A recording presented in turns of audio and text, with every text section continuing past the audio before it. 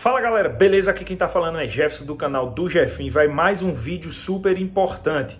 Então, você que teve ali alguns dados inconclusivos, tá? E também está querendo fazer uma contestação, na live de agora da Caixa Econômica Federal, pela vice-presidente da Caixa, Tatiana, ela informou quais os métodos ali que você pode contestar e que você pode refazer o seu cadastro quando o seu cadastro deu dados inconclusivos. Então se liga aí no vídeo, assista até o final que é de suma importância. Valeu!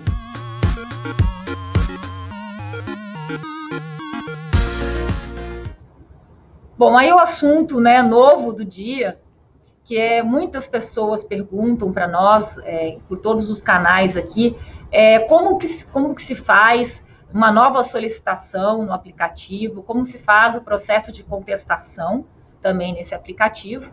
Então, nós viemos aqui buscar dar esclarecimentos, tirar as dúvidas dessas pessoas. Bom, o primeiro destaque aqui é que todas as regras, elas são definidas pelo Ministério da Cidadania.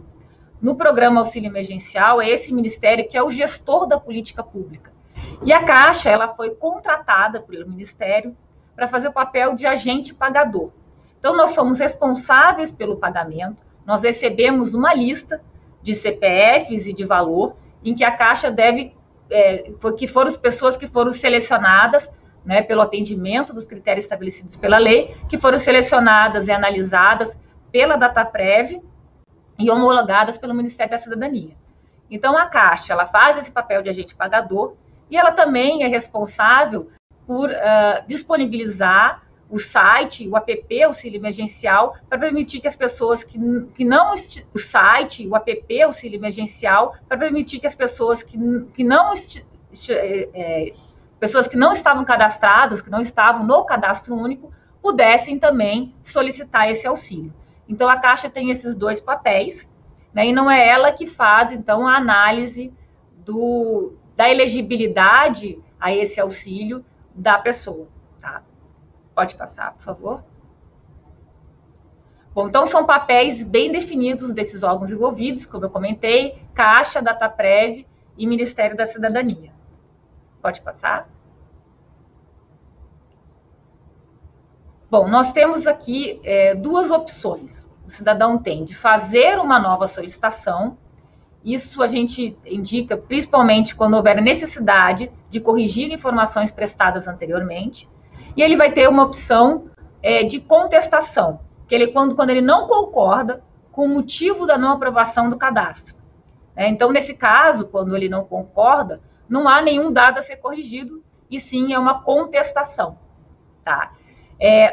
Voltando que os motivos da contestação, os motivos que permitem contestação e que permitem nova solicitação, eles são dados pela cidadania e a Caixa executa, ou seja, a partir dessa descrição, inclusive da mensagem que deve aparecer para o cidadão, a Caixa implementa no aplicativo. Pode passar.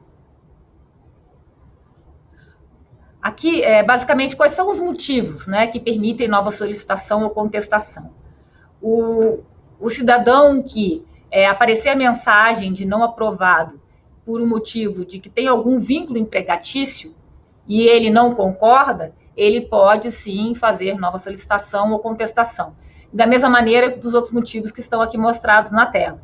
Ou seja, óbito de membro da família, quando ele recebe algum outro benefício, seguro-desemprego, seguro-defeso, o INSS, por exemplo, ou quando tem renda familiar mensal superior a 3 salários mínimos ou meio salário mínimo por pessoa.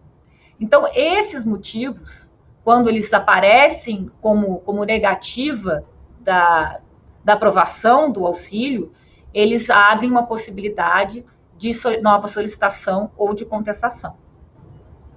Pode passar. E aí a gente parte aqui para mostrar o fluxo de como fazer esse pedido de nova solicitação ou contestação. Tá? A primeira coisa é abrir o aplicativo, app, de cadastro, ou pelo site também, o cadastro do auxílio emergencial. E no app, selecionar ali em acompanhe a sua solicitação. esse é o primeiro item que o cidadão precisa fazer. Pode passar? Ele informa os dados cadastrais, os dados que ele também utilizou para começar o cadastro dele. Ele vai usar os mesmos dados para ter a oportunidade de acompanhar o seu cadastro, que são o CPF, o seu nome, a data de nascimento e o nome da mãe. Lembrando que tem ali um checkpoint para aqueles que no site da Receita Federal estão cadastrados como mãe desconhecida, ele tem a opção de colocar ali o mãe desconhecida. Então, ou seja, essa tela aqui, assim como no cadastro, depois para o acompanhamento, a pessoa tem que utilizar os dados que estão lá na Receita Federal. Assim como eles estão, o nome como está, o CPF e os dados ali da mãe. Tá? Então, ele informa esses dados, o sistema vai identificar quem é o usuário. Pode passar, por favor. Próxima tela. E aí ele vai informar como está a sua solicitação. Aqui nós vamos tratar do caso de que o auxílio emergencial não foi aprovado. Então, o cidadão recebe essa informação de que ele não foi aprovado e aparece o motivo.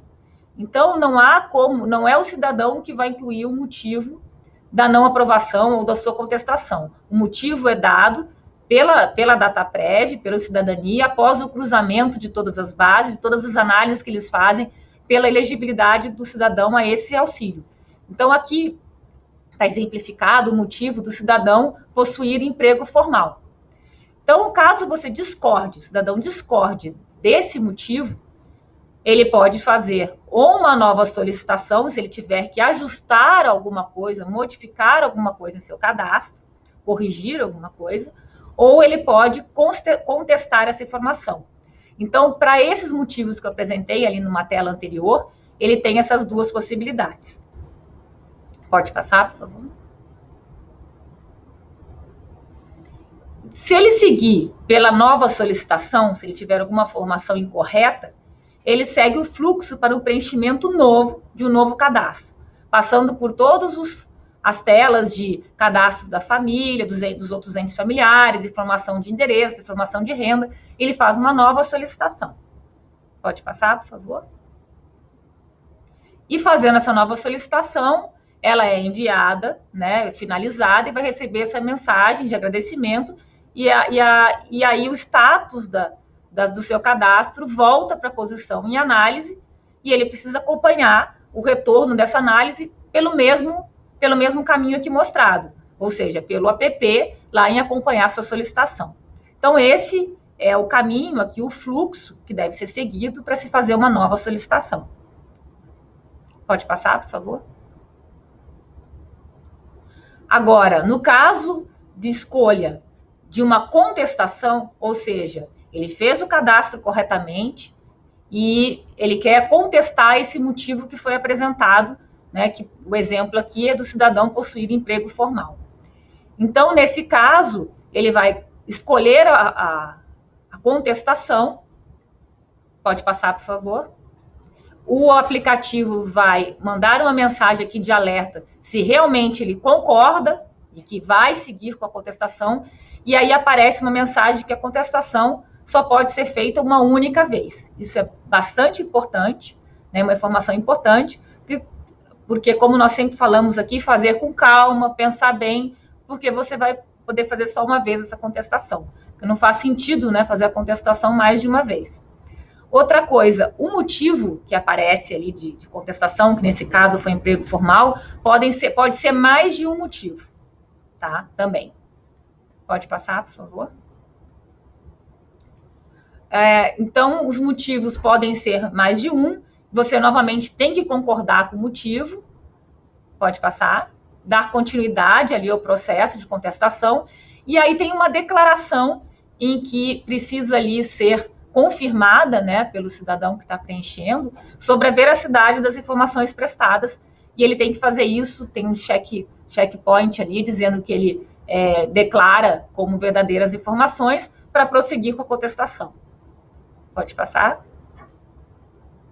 E aí, finalmente, aparece, então, a contestação em análise e, da mesma forma como quando se faz uma nova solicitação, o acompanhamento pode ser feito aqui pelo app ou pelo site ali no mesmo acompanhe sua solicitação, no mesmo ícone, tá? Pode passar. Bom, então nós falamos da possibilidade de se fazer uma nova solicitação quando tiveram dados incorretos ou fazer uma contestação. E aqui, por último, uma outra possibilidade que tem no aplicativo é a questão dos dados inconclusivos.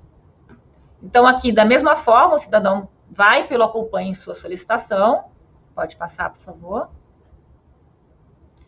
E informa os seus dados cadastrais, sempre precisa informar esses dados mínimos para o sistema identificar quem é o cidadão, fazer a identificação positiva. Pode passar. E aí será, no caso do cidadão entrar para acompanhar a sua solicitação e vir a mensagem de dados inconclusivos, uma mensagem aqui que aparece, não diz qual é o dado inconclusivo, mas aparece uma mensagem que lista os prováveis motivos. Pode passar, por favor? Quais são esses motivos de dados inconclusivos? Nas primeiras versões do aplicativo, nós tivemos uma questão muito grande de preenchimento incorreto dos dados dos entes familiares. Em desacordo, incorreto por quê? Em desacordo com o que está no site da Receita Federal, no sistema da Receita Federal. Então, data de nascimento ou o próprio CPF, incorreto. Então, assim, isso aparece como dados inconclusivos. A partir daí, como nós já tivemos 15 versões diferentes desse app, e sempre buscamos aprimorar para ajudar o cidadão nesse preenchimento e na conclusão desse cadastro. Então, hoje, não há mais essa dificuldade, porque quando você está se inscrevendo, você se declara ali, por exemplo, tá? Começa com as suas informações e depois você começa a incluir os dados da sua família, automaticamente o sistema busca na Receita Federal as informações e faz o cruzamento. Se você colocar a informação incorreta, você já não consegue incluir aquele membro da família, tá? Então, hoje, o que aparece ainda de dados inconclusivos, Por exemplo, você marcou que era chefe de família, mas não indicou nenhum membro da família. Então, a informação retorna como dado inconclusivo para aquele cadastro. Por exemplo, as bases que a DataPrev faz o cruzamento podem constar numa base o sexo masculino e outra base, por exemplo, um sexo feminino, quer dizer, tem incoerência entre as informações. Nesse caso, como o benefício para a mulher que é monoparental, chefe de família, ela recebe 2 cotas, recebe o valor de 1.200, é importante a informação do sexo ser verídica. Então, nesse caso, também aparece como dado inconclusivo, e aí a pessoa vai ter que informar qual é o sexo, fazer a declaração para poder complementar esse cadastro. Então, esses são os motivos mais comuns que estão nessa tela, Outro informou alguma pessoa da família com dado incorreto, que nem eu comentei antes, mas esse agora não é mais possível nessa versão, porque já faz a checagem com o site da Receita Federal. Informou alguma pessoa da família com indicativo de óbito, então vem a questão do dado inconclusivo também para corrigir ou complementar a informação. E aí os outros 2 motivos que acontecem ainda também é que na primeira solicitação a pessoa declarou um membro na família, e aí na segunda solicitação, como eu comentei ali que ela pode fazer uma nova solicitação, ela não declarou o membro da família. E aí aparece como dado inconclusivo para a pessoa definir qual é a família, o núcleo familiar real.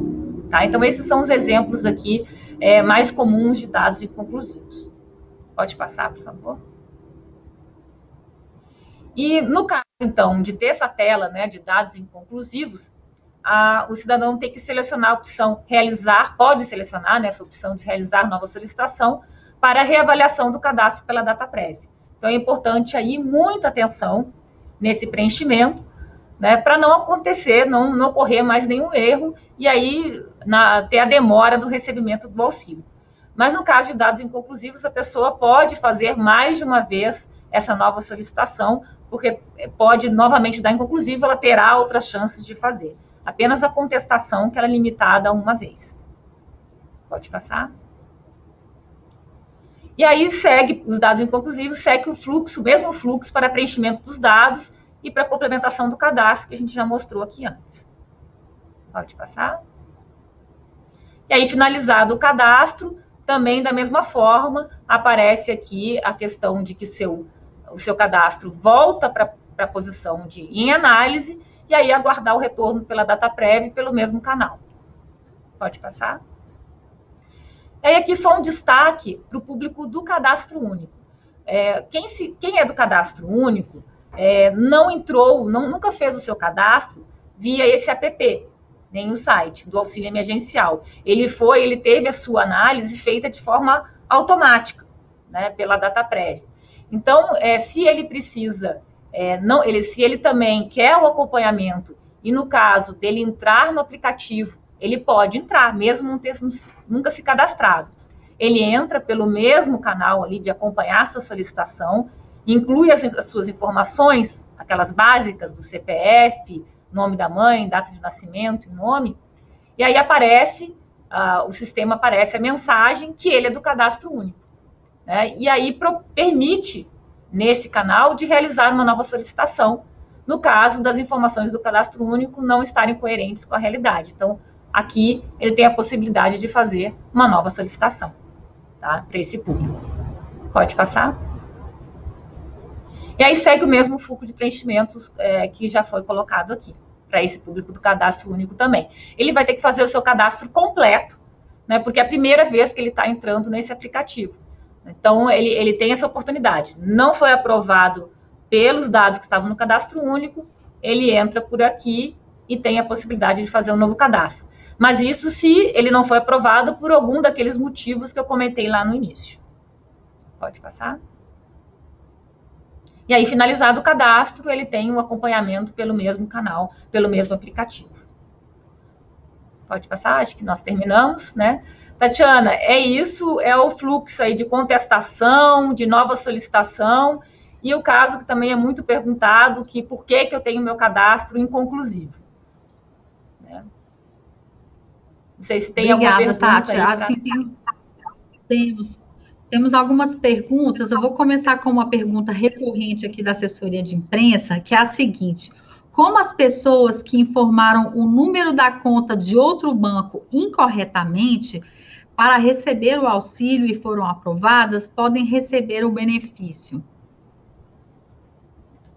Uma ótima pergunta, porque quando elas informam de forma incorreta, automaticamente a Caixa abre uma poupança digital para essa pessoa e ela recebe, então, na poupança digital. Isso também acontece quando ela informa, às vezes, corretamente, nós encaminhamos o DOC para o banco que ela indicou, e às vezes esse crédito é rejeitado por algum outro motivo, né, de algum dado inconsistente. Toda vez que for rejeitado, volta para a Caixa, a Caixa abre uma poupança digital. Então, essa pessoa vai ter essa informação de que o recurso dela está na poupança digital aqui pelo aplicativo. Se ela consultar, acompanhe sua solicitação. A nossa transmissão está ao vivo também pelo YouTube, pelo Facebook, então a gente vai colocar algumas perguntas de internautas. O Anderson Silva, ele pergunta o seguinte: quem recebeu a primeira parcela hoje vai receber a segunda parcela quando? Sou de outubro e pensei que estariam liberadas as duas parcelas de uma só vez. Não, como nós comentamos, quem está recebendo a primeira parcela, né, até sexta-feira nós terminamos de pagar a primeira parcela daqueles 8,3 milhões de pessoas que a DataPrev passou para nós no início do mês. A segunda parcela, ele só vai receber quando a gente publicar um calendário de recebimento da segunda parcela, que ainda não publicamos, tá? Para esse público. Então, ele não recebe de forma conjunta, porque ele está recebendo agora, provavelmente ele vai receber daqui a 3 semanas, no próximo mês. Vice-presidente, a Tainá Daniel, ela pergunta o seguinte: não consigo me cadastrar porque não possuo mais o RG, apenas a carteira de trabalho, mas na carteira de trabalho consta o meu RG, posso ir à Caixa? Tainá, pode. Na primeira versão, não poderia, mas foi uma solicitação aí do Cidadania e do público em geral, né? Então, hoje, o aplicativo, ele permite que você se cadastre usando carteira de motorista, usando carteira de trabalho, usando seu passaporte. Para estrangeiros, ele pode usar o Registro Nacional de Estrangeiro. Todos esses documentos podem ser utilizados tanto para o cadastro no app, quanto para recebimento do auxílio como documento de identificação em um dos nossos canais, né? Agência, lotérica ou Caixa Aqui. Ótimo, obrigada, vice-presidente. O Roberto Xavier, ele pergunta o seguinte: o que é preciso fazer? O que é preciso fazer? O que é preciso para fazer o saque do auxílio na própria agência? Quais os documentos são necessários?